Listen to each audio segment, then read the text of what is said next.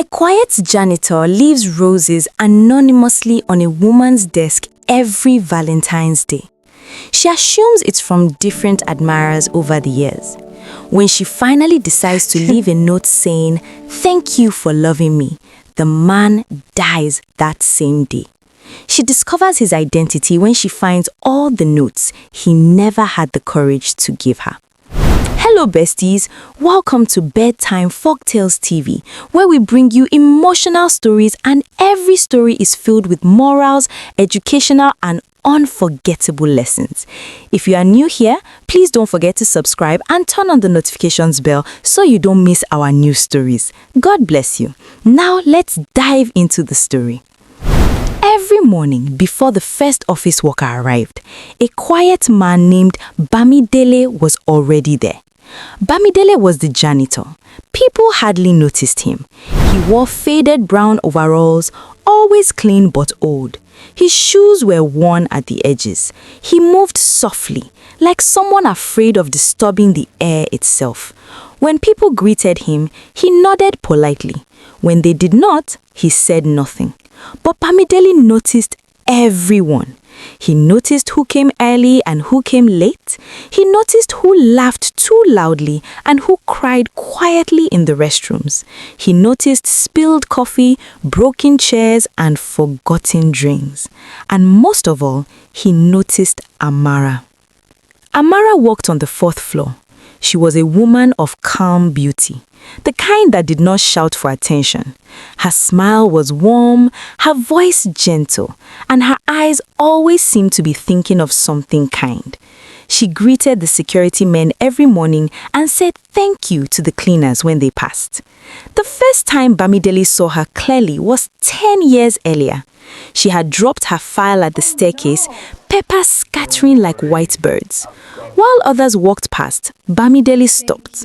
He knelt down and gathered every paper carefully, smoothing the edges before handing them back. "Thank you," she had said, smiling at him. Just one word, but for Bamidele it was enough to change his life. From that day, he watched her quietly.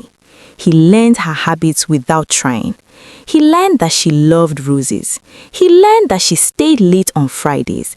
He learned that she hummed old songs when she walked alone. And he loved her. Not loudly, not boldly, but deeply. Bamidele had once promised himself never to trouble another person's life with his own feelings. He was a widower. His wife had died young, leaving him with a heart that still remembered pain too well. He believed love was something he was no longer allowed to ask for, so he kept his love hidden. Then came one Valentine's Day. The city was noisy that morning. Vendors shouted, red balloons danced in the wind. Inside Unity House, people whispered about gifts and surprises. Before sunrise, Bamidele stopped by a small roadside flower seller. With money he had saved coin by coin, he bought one red rose. Just one. He placed it gently on Amara's desk before anyone arrived. No name, no note. When Amara arrived later and saw the rose, she laughed softly. "Who could this be from?" she asked her colleagues. They teased her, they guessed, they joked. Bamidele cleaned quietly nearby, his heart beating like a drum. That rose became a tradition. Every year, on every Valentine's Day, a rose appeared on Amara's desk. Sometimes red, sometimes pink, always fresh, always beautiful, always silent. Amara believed they came from different admirers, some married, some shy, some secret. She never suspected the janitor. Years passed. Bamidele grew older. His back bent slightly. His steps became slower, but his love did not weaken. Each rose carried words he never spoke.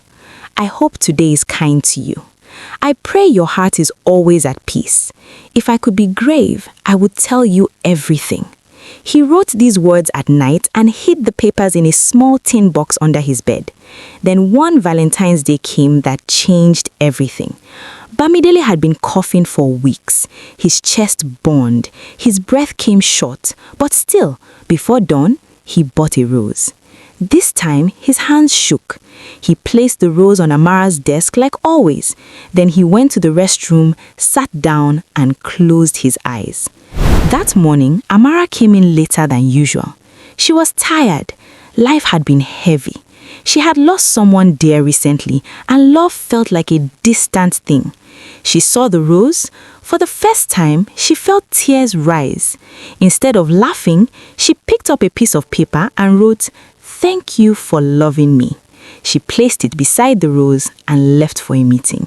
She never knew that note was the bravest gift Bamidele had ever received. By noon, the building was quiet. Then the sirens came. Bamidele was found in the restroom. His eyes were closed, his face was calm. His heart had finally rested. Amara heard the news in the hallway. The janitor, Bamidele, he is gone. Something in her chest tightened. Days later, while clearing out his locker, management found a small tin box.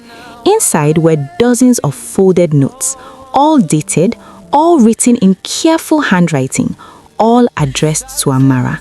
She read them one by one, and with every word, her knees weakened. The roses, the years, the quiet love.